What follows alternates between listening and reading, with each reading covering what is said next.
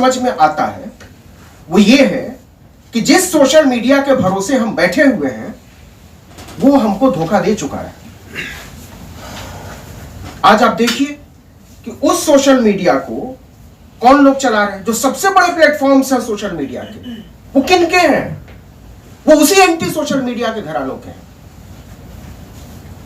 और वो अपनी तरह से बात कर रहे हैं, फैला रहे हैं। पंजाब में इतनी बड़ी बाढ़ आई हुई है, आपने मीडिया में कहीं देखा? इस देश के प्रधानमंत्री को कहीं देखा? कोई सवाल उठा रहा है इस पर? नहीं उठा रहा है। अमेरिका ने इतना बड़ा टैरिफ लगाया, लाखों लोग बेरोजगारी की कगार पर खड़े हैं, एक फोन कॉल की बात हो रही है। तो ऐसा क्यों हुआ? अगर हम जड़ों की तरफ जाएं तो मैंने जो पहली लाइन कही थी कि हम मासूम होकर नहीं सोच सकते। अब सवाल है कि जिसको हम मीडिया कह रहे हैं उसको खड़ा किसने किया? किन लोगों ने बनाया और किनके हितों को साधने के लिए बनाया? ग्रामशी एक बड़ा फिलोसोफर था, पॉलिटिकल थिंकर। वो हेजेमनी की बात करता था, वर्चस्ववाद की बात करता था। तो ये सारा का सारा मीडिया उस वर्चस्व को बरकरार रखने के लिए, और मीडिया ही नहीं, स्कूल, कॉलेज, अस्पताल, समाज, संगठन। इसी दिल्ली में एक स्कूल है, संस्कृति स्कूल, चाणक्यपुरी में स्कूल है, ह्यूज लैंड है उसके पास। अब जानते हैं उस स्कूल को कौन चलाता है? कैबिनेट सेक्रेटरी की वाइफ। वो पदेन चेयरपर्सन होती है, और वो ब्यूरोक्रेट्स के बच्चों को पढ़ाने के लिए स्कूल खड़ा किया, क्योंकि उनको अच्छा नहीं लगता था कि वो साधारण बच्चों के साथ पढ़े। तो 3 साल के बच्चे में ये भरा जा रहा है कि तुम स्पेशल हो, और वो देखो गड़बड़ है, वो खराब है। तो अब आप बताओ कि जो लोग उस स्कूल से पढ़कर निकलेंगे वो आइडिया ऑफ इंडिया की बात करेंगे, या ऐसे तमाम स्कूलों से? मैं ये मानने को तैयार नहीं हूं कि इस देश में एक सेकुलर डेमोक्रेटिक रियल सेंस का मीडिया नहीं खड़ा हो सकता था। हमने वो मौके गंवाए हैं। बिहार में पिछले 30-40 साल से एक सेकुलर सरकार है, कहने को आप कह सकते हैं। उत्तर प्रदेश में कम से कम 7 टर्म मुख्यमंत्री रहे सेकुलर क्रेडेंशियल के लिए। आप मुझे एक चीज बताइए, आज से 5 साल पहले ऑर्गेनाइजर और 5 जन ने अपनी 75वीं वर्षगांठ मनाई, हीरक जयंती, डायमंड जुबली। आज से 75 साल पहले तो भाजपा का शासन नहीं था, आरएसएस का शासन नहीं था। वो अपनी चीजों को बचा ले गए साफ। उन्होंने कहा कि हमको मीडिया चाहिए, और कल जब हम सत्ता में आएंगे तो हमको ये अपना सिस्टम चाहिए चारों तरफ।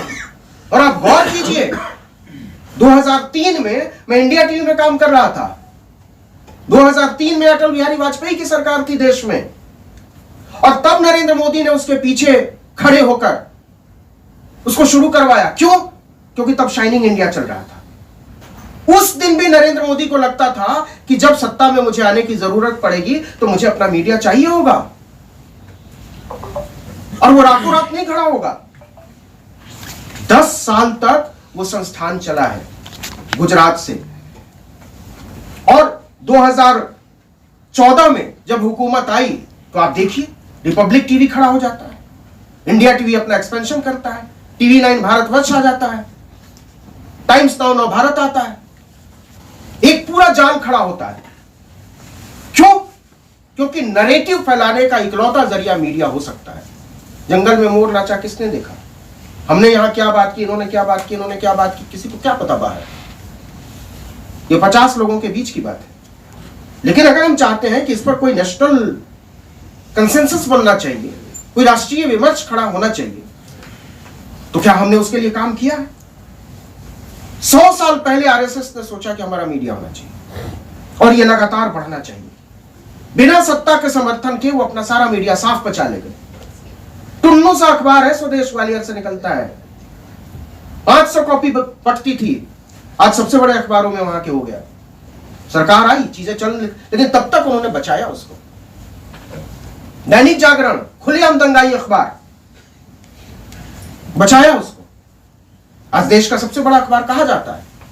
हम समझते हैं कि मीडिया नैरेटिव कैसे बनता है, और हम लाख कह लें कि इस मीडिया का कोई महत्व नहीं है, लेकिन इसका महत्व है।